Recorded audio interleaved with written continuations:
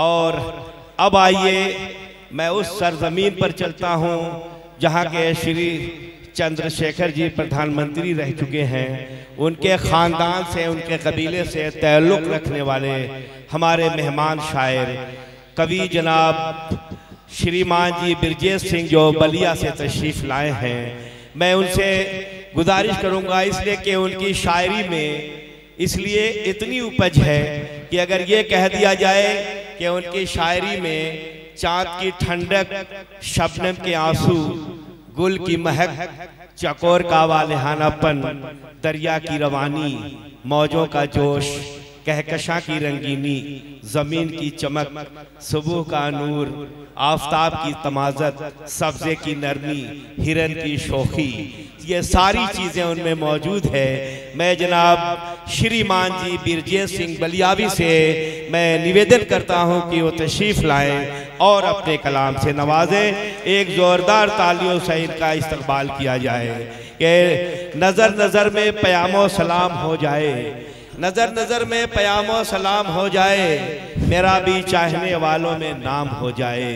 बड़ी उम्मीदों से भेजा है शौक़ का नामा, कबूल काश हमारा सलाम हो जाए। एक ज़ोरदार तालियों से इस्तकबाल कीजिए मेहमान शायर बिरजेश जी बलियावी।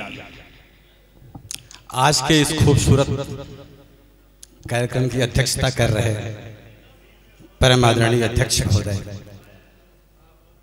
हाँ थोड़ा शांति बनाए, और आज के इस खूबसूरत कार्यक्रम का आयोजन करने वाले परम आदरणीय सलमान घोसवी जी, शैलेंद्र प्रताप यादव जी, और आज इस हाल में उपस्थित सभी विद्वज्जन, मंच पर विराजमान कविगण, शायर और शायरा, कवित्री, धरती की आधी आबादी का प्रतिनिधित्व करने वाली सामने बैठी हुई नारी शक्ति, तमाम लोगों का मैं नाम तो नहीं जानता, दो एक का नाम जानता हूँ। घोषी से डॉक्टर अकमल जी आए हैं, राजीव सिंह जी आए हैं। आप सबको मैं इस अदब की महफिल में सलाम पेश करता हूँ। जिनको मैं नहीं जानता हूँ आप सबको मैं सलाम पेश करता हूँ। आइए कुछ बातें आपके सामने मैं रखता हूँ कविता के रूप में। एक बात मैं कहूँगा कि देखिए, कविता वो चीज़ होती है जो कुछ संदेश देती है और लगे कि ये संदेश जीवन में उतारने के लायक है, तो वो संदेश आप जीवन में उतारिए। और मेरे साथ तो कार्यक्रमों में एक घटना ऐसे खड़ी जाती है, वो आज भी हो गया। जब हास्य का कवि पढ़ लेता है, कोई शायरा पढ़ लेती है, उसके बाद जब नंबर आता है तो कितना मुश्किल होगा आपको अपनी तरफ खींचने में, तो आप समझ रहे हैं। फिर भी आइए कोशिश करता हूँ। पहले मैं चार पंक्ति पढ़ देता हूँ, फिर अपनी बात पे आता हूँ कि कवि हूँ, कविता पढ़ने आया हूँ, हर दिल में मोहब्बत भरने आया हूँ।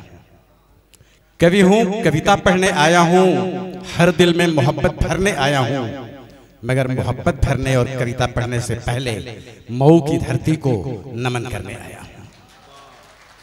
मऊ की धरती को नमन करने आया हूँ। और ये बहुत बहुत धन्यवाद। पर्यावरण के ऊपर ये कार्यक्रम है। चार पंक्ति पर्यावरण के लिए आप गौर कीजिएगा कि प्राकृतिक वस्तुओं को बचाइए, प्राकृतिक वस्तुओं को बचाइए, धरती को सुंदर बनाइए। प्राकृतिक वस्तुओं को बचाइए, धरती को सुंदर बनाइए। अगर आप स्वस्थ रहना चाहते हैं तो कुछ पेड़ लगाइए, कुछ पेड़ लगाइए। कुछ लोग अपने परिवार को सजाते हैं, कुछ लोग समाज को सजाते हैं।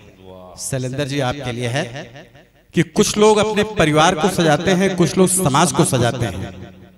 और हमेशा कद्र कीजिए उस इंसान की जो लोग पेड़ लगाकर पूरी धरती को सजाते हैं, जो पेड़ लगाकर पूरी धरती को सजाते हैं। बहुत अच्छे, बहुत खूब, वाह वाह वाह। पेड़ सुंदरता, पेड़ जो है प्रकृति का वरदान है। ये तो इसके बारे में क्या कहा जा सकता है, बहुत कुछ कहा जा सकता है। आइए थोड़ी सी कविता की तरफ आपको ले चलते हैं। गौर कीजिएगा, मैंने पहले कहा था आपसे कि कविता कोई न कोई संदेश देती है। आदरणीय शैलेंद्र प्रताप जी और मुख्य विकास अधिकारी सबकी उपस्थिति है। माँ शारदा से यही प्रार्थना है कि जो शब्द निकले वो साहित्य की परिधि में रहे। कहना जरूरी हो तो कहा जाए, लेकिन वो साहित्य की परिधि में रहे। गौर कीजिए मंच के लोग भी कि मन कुंठित न हो, इसलिए बच्चों को प्यार दीजिए। मन कुंठित न हो इसलिए बच्चों को प्यार दीजिए। अभिन्न अंग मानकर उन्हें पूरा अधिकार दीजिए। कि मन कुंठित न, बैठ जाइए, कि मन कुंठित न हो इसलिए बच्चों को प्यार दीजिए। अभिन्न अंग मानकर उन्हें पूरा अधिकार दीजिए। और हर माँ बाप से मेरी गुजारिश है बस एक, प्यार और अधिकार के साथ साथ बच्चों को संस्कार दीजिए। बच्चों को संस्कार दीजिए। बहुत अच्छे, बहुत खूब। अध्यक्ष महोदय, लगता है कि सवाल तो उठता है मन के अंदर कि संस्कार कहाँ है, ला करके बच्चे में डाला जाए। मुझे लगता है कि संस्कार कहाँ से आता है वो मैं बताने का प्रयास करता हूँ। मैं ये नहीं कह रहा हूँ कि मैं बिल्कुल सही ही कह रहा हूँ कि संस्कार यहीं से आता है। I am not sure of it कि जो मैं कह रहा हूँ वही सही, लेकिन मुझे जो लगता है वो कह रहा हूँ। गौर कीजिए कि संस्कार कोई वस्तु नहीं जो बिकती हो दुकानों में, और खाने की ये चीज नहीं जो मिलती हो पकवानों में। कि संस्कार कोई वस्तु नहीं जो बिकती हो दुकानों में, और खाने की ये चीज नहीं जो मिलती हो पकवानों में। और जैसा होगा माता पिता का भोजन, चिंतन और चरित्र, वैसा विकसित हो जाएगा संस्कार संतानों में। वाह वाह वाह वाह, बहुत। पत्नी को पता नहीं है हमारे यहाँ की सब्जी मैं कहाँ से ला रहा हूँ, वो तो मैं जानता हूँ। वैसा विकसित हो जाएगा संस्कार संतानों में। गौर कीजिए, चार पंक्ति और। नारी शक्ति बैठी हुई है, जो मैं कह रहा हूँ आपको ये ठीक से समझ में आएगा कि शादी होती है तो क्या होता है, हम आपके घर जाते हैं, आप मेरे घर आते हैं, यही होता है ना। हर आदमी बड़ी आसानी से कह देता है कि मेरे घर में बहुएं बिल्कुल बेटियों की तरह से रहती हैं। ये कहाँ तक सही है मैं भी जानता हूँ, आप भी जानते हैं, और मंच पर जो है बड़े ही विद्वजन लोग बैठे हैं, ये लोग भी जानते हैं। गौर कीजिए, यही सुनता हूँ कि बहू अब बेटी की तरह सम्मान पाती है, और बेटी अगर कली है तो बहू फूल समझी जाती है। बहुत अच्छे, वाह वाह। यही सुनता हूँ कि बहू अब बेटी की तरह सम्मान पाती है, बेटी अगर कली है तो बहू फूल समझी जाती है। दहेज कोई नहीं मांगता, सबको चाहिए सिर्फ सभ्य बहू। फिर भी गैस तभी लीक होती है खाना जब बहू बनाती है। समझ में नहीं आता है कि गैस तभी क्यों लीक हो जाती है। फिर भी समझ में नहीं आता कि गैस तभी क्यों लीक होती है खाना जब बहू बनाती है। और गौर कीजिए आप, बड़ी खूबसूरत महफिल बैठी है चार पंक्ति इस महफिल के लिए कि आओ अब तो मिलजुल कर रहें, और कुछ कहे भी तो प्यार से कहें। आओ अब तो मिलजुल कर रहें, कुछ कहें भी तो प्यार से कहें, और नफरत अभी हटे तो अच्छा है। क्या पता कल हम रहे ना रहे, क्या पता कल हम। इस पर कोई विरोध नहीं है, कल क्या होगा इस पर कोई विरोध तो है ही नहीं है, इसलिए उस पर खेद की बात नहीं है। लेकिन हाँ, एक स्थिति आती है, तकलीफ होती है, लेकिन अब वो आती है तो क्या किया जाए। हमारे आपके किसी के सामने आ सकती है। चार पंक्तियों में मेरी बात को समझने का प्रयास कीजिए कि मौत से कोई भी शिकवा शिकायत नहीं हमको, मौत से कोई भी शिकवा शिकायत नहीं हमको। अगर शिकवा शिकायत है तो बस इतनी है हमको कि मौत से कोई भी शिकवा शिकायत नहीं हमको। अगर शिकवा शिकायत है तो बस इतनी है हमको कि हमें अपने कंधों पर शमशान तक ले जाना पड़ा उनको। हमें अपने कंधों पर शमशान तक ले जाना पड़ा उनको, जिनके कंधों पे चढ़कर शमशान तक जाना था हमको, जिनके कंधों। लेकिन अब वो होता है तो क्या किया जाए, होगा। और आप लोग तो हमसे बढ़िया समाज को देखते हैं, मैं तो ऐसे बंद कमरे में लिख पढ़ लेता हूँ, आपको सुना देता हूँ। आप जरा गौर कीजिए, क्या समाज में कुछ ऐसा है क्या सर कि महफिलों में बैठना नहीं आता, नहीं आता, कि महफिलों में बैठना नहीं आता, कभी बैठ गए तो बोलना नहीं आता। कि महफिलों में बैठना नहीं आता, कभी बैठ गए तो बोलना नहीं आता, और समंदर की गहराई नापने चले हैं अब वो भी, जिनको अभी तैरना नहीं आता। बहुत अच्छे, वाह वाह वाह वाह वाह वाह भाई, बहुत अच्छे। जिंदाबाद जिंदाबाद। समंदर की गहराई नापने चले हैं अब वो भी, जिनको अभी तैरना नहीं आता। और गौर कीजिए आप, ध्यान देने की बात क्या है कि बड़ी मुश्किल भरी राहों को हंसकर पार करता है। जहां हो झूठ की महफिल वहां भी सत्य कहता है। बड़ी मुश्किल भरी राहों को हंसकर पार करता है, और जहां हो झूठ की महफिल वहां भी सत्य कहता है। नहीं कोई हरा पाया जहां में आज तक उसको कि जो आशीष माँ का साथ ले घर से निकलता है। वाह वाह वाह वाह। कि जो आशीष माँ का साथ ले घर से निकलता है। और गौर कीजिए एक और चीज दिखाई देती है कि सुना देता हूं कि मेरा बेटा मेरा आदर नहीं किया है, हर बात में मेरा अनादर किया है। मेरा बेटा मेरा आदर नहीं किया है, हर बात में मेरा अनादर किया है, मगर उसने किया है मेरे साथ ठीक वही जो मैंने अपने पिताजी के साथ किया है। कि जो मैंने अपने पिताजी के साथ किया है।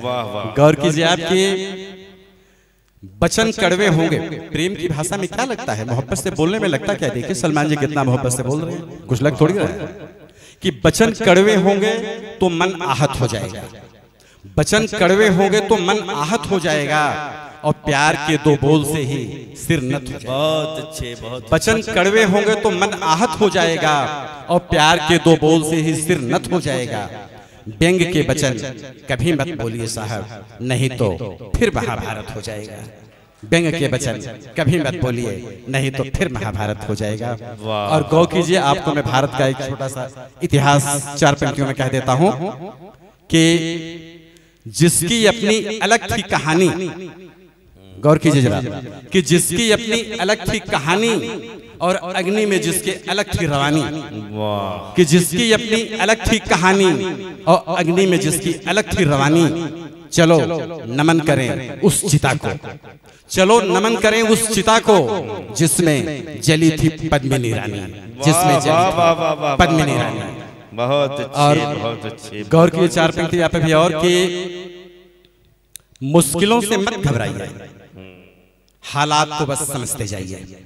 मुश्किलों से मत घबराइए, हालात को बस समझते जाइए। और अपने पांव का कांटा अगर निकलवाना है तो पहले दूसरे के जख्मों पे मरहम लगाइए, पहले दूसरे के जख्म पे मरहम लगाइए। और गौर कीजिए आप 4 पंक्ति और की, बहुत जल्दी हट जाऊंगा 4 पंक्ति और गौर कीजिए कि समाज में जो देखता हूं वही कहता हूं, आपको नहीं कह रहा हूं, जो देख रहा हूं वो कह रहा हूं कि झूठ को सच कह देंगे लोग, न जाने क्या क्या रच देंगे लोग। कि झूठ को सच कह देंगे लोग, न जाने क्या क्या रच देंगे लोग। और बहुत अच्छे भाई, वाह वाह वाह वाह वाह वाह। कि झूठ को सच कह देंगे लोग, न जाने क्या क्या रच देंगे लोग। और हमेशा छुपा के रखो अपने जख्मों को, नहीं तो उसे खुरस देंगे लोग। बहुत नहीं तो उसे आइए तो एक और शेर सुना के हटता हूं, एक और शेर सुना देता हूं कि एक छोटी सी कविता में 1.5 से 2 मिनट के सुना के हटता हूं। देखिए समाज में एक गलती हो रही है, अब पता नहीं आज भी वो गलती हो रही है कि नहीं, मैं जानता तो नहीं। आप लोगों में अगर कोई व्यक्ति वो गलती कर रहा हो तो मेरी गुजारिश है कि वो गलती न की जाए। देश बड़ा लंबा है, गलती नहीं होनी चाहिए। और एक बात मैं और कह दे रहा हूं, जिस गलती की मैं बात कर रहा हूं उसमें इस पुरुष समाज की गलती तो है, लेकिन उस गलती को होने में नारी समाज का भी हाथ है। क्योंकि नारी समाज अगर जिद कर जाए कि नहीं ये गलती मैं किसी भी हाल में नहीं होने दूंगी, तो मुझे नहीं लगता कि किसी पुरुष के बस का है कि वो गलती कर दे। चाहे दबे मन से, न चाहते हुए, किसी मजबूरी बस नारी समाज भी उस गलती में हाथ तो दे ही रही है, गलती उसकी भी है। मैं उस गलती पे आता हूं सीधे, आप देखिएगा कि कविता है 2-2.5 मिनट की, गौर कीजिए गलती क्या हो रही है, दोनों तरफ से हो रही है। कि जब तुम बेटी का वध गर्भ में कर देते हो तो उसके साथ अन्याय हो जाता है। हाँ, जब तुम बेटी का वध गर्भ में कर देते हो तो उसके साथ अन्याय हो जाता है। तुम्हारी ममता का अपमान हो जाता है, बेटों की तुलना में बेटियों का अनुपात घट जाता है, परिवारों का ढांचा बिगड़ जाता है, समाज में दुष्कर्म बढ़ जाता है, राष्ट्रीय स्तर पर समस्याएं आ जाती हैं। इतना ही नहीं, प्रकृति का नियम भी छिन्न भिन्न हो जाता है। बेटी जब गर्भ में आती है तो तुम निराशा का भाव व्यक्त करते हो, भ्रूण हत्या की बात करते हो। ऐसा क्यों करते हो? आखिर ऐसा क्यों करते हो? बेटी तो फूल में लाली है, बाबुल के गुलशन की हरियाली है, माँ बाप का प्यार है, आत्मा की पुकार है, सृष्टि का सम्मान है, ईश्वर का वरदान है, 2-2 कुलों की पहचान है, 2-2 कुलों की पहचान है। बेटी अगर धरती पर नहीं आएगी तो भाई की कलाई पर राखी नहीं बंध पाएगी, बारात नहीं आएगी, कन्यादान की रस्म नहीं हो पाएगी, पुरुष को जीवन संगिनी नहीं मिल पाएगी, और वंश रेखा स्वतः मिट जाएगी, आगे चल करके स्वतः मिट जाएगी। राम कृष्ण गौतम अगर अद्भुत है तो सीता सबरी अनसुईया भी अद्भुत है। सूर तुलसी कबीर की तरह से मीरा अद्भुत है। अर्जुन और भीम अगर शक्ति के प्रतिबिंब हैं तो पन्ना और पंचाली भी शक्ति के प्रतिबिंब हैं। देवव्रत ने अगर गंगा के प्रवाहित जल को रोक दिया तो सावित्री ने भी यम का नियम बदल दिया। लक्ष्मी ने रणकौशल दिखा दिया। क्यूरी, कल्पना, सुनीता विलियम ने विज्ञान की ऊंचाइयों को छू दिया। मदर टेरेसा और फ्लोरेंस नाइटिंगेल ने अनोखा काम कर दिया। पीटी उषा और मैलेस्ट्री ने तो इतिहास रच दिया। इंदिरा और बेनजीर का आज भी कोई विकल्प नहीं। अर्थात बेटियां बेटों से कम नहीं, अर्थात बेटियां बेटों से कम नहीं।